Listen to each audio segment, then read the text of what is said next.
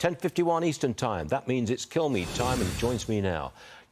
Brian, Karine Jean-Pierre was pressed about Harris's flip-flopping on the border. Here's a clip.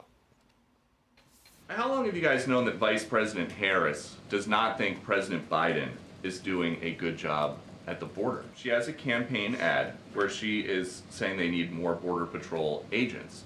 If President Biden's doing such a good job, why do they need any more border agents? We both believe that. The president does want more Border Patrol agents. You know who's getting in the way? You know who's getting in the way?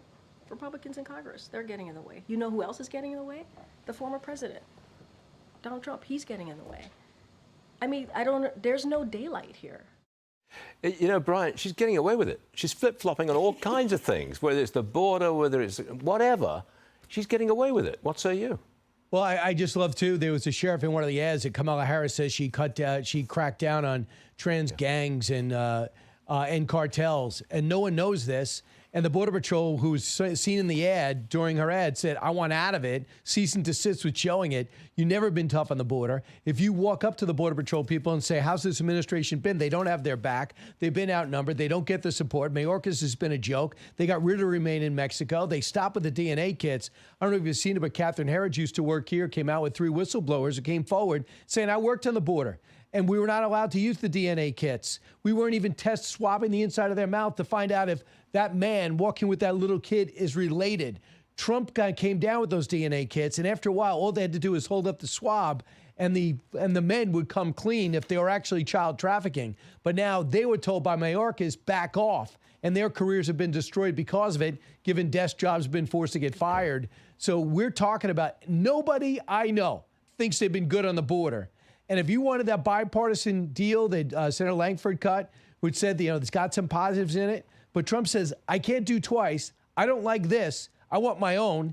Let me have this in 7 months. I don't want to sign off on what Biden signs off on. Another story. Financial disclosures reveal that Kamala Harris and her husband, Doug Emhoff, repeatedly donated to both anti-police and pro-sanctuary city non-profits. That as Washington, D.C. struggled with rampant crime. React to that, please, Brian.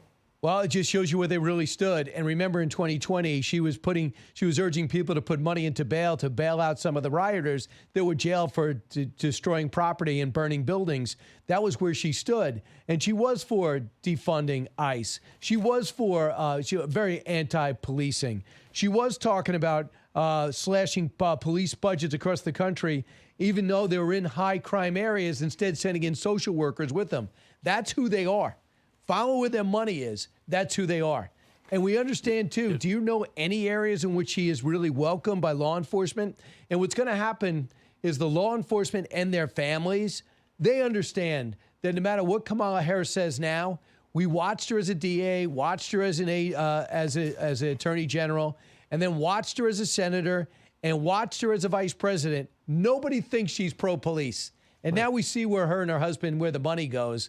So just so you know, if she becomes pro-police, she alienates another part of the community. I guess she wants to win over. It would be great if she let us know where she stood, and if she changed her mind, why.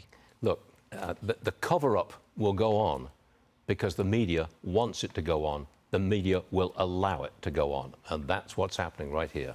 Brian, sorry I'm out of time, but thanks for being with us.